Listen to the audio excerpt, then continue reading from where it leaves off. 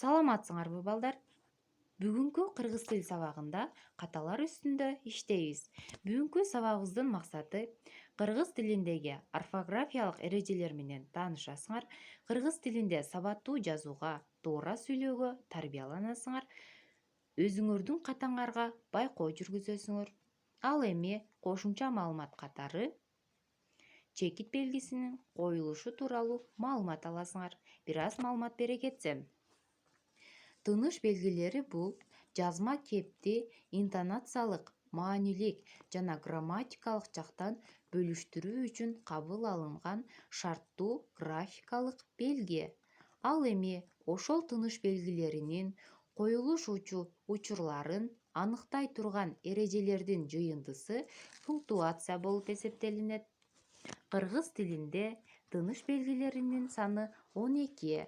Алар чекит, үтүр, суроо белгиси, илеп, көп чекит, кош чекит, үтүрлүү чекит, кабатталган илеп, кабатталган суроо жана илеп, сызыкча, каша, жарым каша белгилери.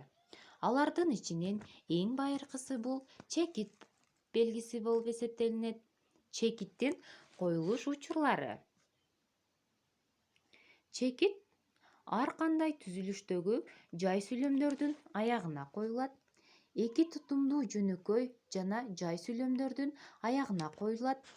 Татаал жай сүйлөмдөрдүн аягына коюлат. Бир тутумдуу жай сүйлөмдөрдүн аягына коюлат.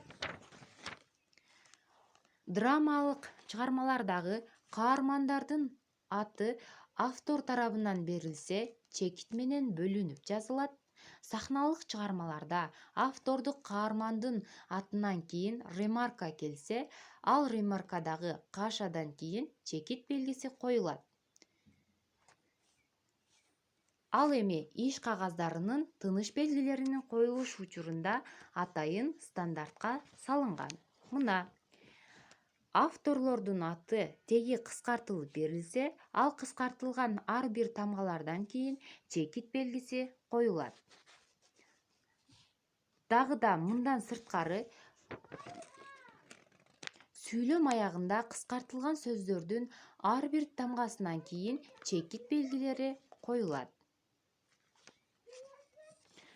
Ал эми өткөндөгү сабагыбызда биз китеп тууралуу жат жазуу жазганбыз. Ошол жат жазууңардын негизинде силердин жат жазууңарга таянып, кетирген ката сөздөрүңөрдү орфографиялык эрежеге ылайык талдап көрөлү.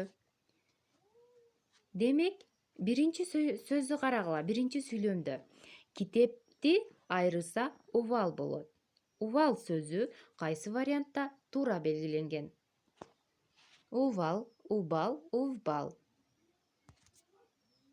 Демек, кыргыз тилиндеги орфографиялык эрежеге ылайык Б тыбышы эки үндүүнүн ортосунда жылчыкчыл В тыбышына окшош айтылса да, жазууда Б тамгасы менен жазылат. Демек, увал деп жазбайт экенбиз, убал деп жазат экенбиз. Ал эми экинчи сөздү карайбыз. Мен сүйлөмдү окуйм. Бириңер мен көп китеп окуйм деп жазыпсыңар. Экинчиңер мен үйдө көп окуймун деп жазыпсыңар.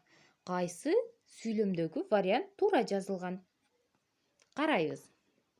А окуйм, Б окуймун, Всы эки вариант тең туура. Жакшылап назар салгыла. Кайсы сөз туура жазылган? Кыргыз тилинин орфографиялык эрежелерине ылайык чакчылдын А, Y мүчөлөрү уланган сөздөн кийин биринчи жактын жак мүчөсү келсе, биринчи жак бул мен, жак мүчөсү бул мын. Кыскарып мы жана мын болуп айтылган эки түрүнө тең жазууга орфография жол берет. Демек, эки учурга тең жазсак болот экен. Окуйм деп дагы жазсак болот, окуймун деп дагы жазсак болот. Ал эми үчүнчү сүйлөмдү карайбыз. Менин жомок китепим бар. Китепим деген сөз кайсы вариантта туура жазылган? Китепим, китебим, китебим. Аягы к, п тыбыштары менен бүткөн сөздөргө үндүүдөн башталган мүчө жалганса, алар г, б тыбыштарына өтүп айтылышы боюнча жазылат. Демек балдар, китепим эмес, китебим болуп жазылат экен. Эгер китеп болчу болсо п тамгасы менен жазабыз. Ал эми жак мүчөсү уланса, бул эмне болот экен? Китебим болуп жазылат экен. Ал эми 4-чү сөздү карайбыз сүйлөмдө. Жомок китептер өтө кызыктуу. Бул жерде өтө деген сөз туура жазылганбы? Кайсы вариантта туура жазылган? Албетте, кыргыз тилиндеги орус алфавитинен кабыл алынган. А бирок орус алфавитинде биздеги өзгөчө тамгалар жок. Алар ö, ü, ң. Биз ö, ü, ң тыбыштарын о тыбыштарына алмашып жазууга орфография жол бербейт. Ал эми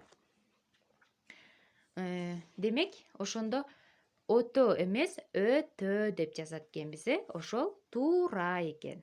Ал эми кызыктуу сөзү кайсы вариантта туура ташмалданган? Ташмал деген эмне эле? Эске салалычы. Ташмал бул бир сөздөрдүн бир саптан экинчи муунга бөлүнүү тартиби боюнча ташылат. Бул эреже ташмал деп аталат. Кайсы вариантта кызыктуу сөзү туура ташмалданган деп ойлойсуңар? Азаматсыңар. Демек, жакшылап байкагыла, кайсы вариантта? Демек, созулма үндү бир гана муун түзгөндүктөн созулманы биринен ажыратып ташмалдоого болбойт экен. Орфография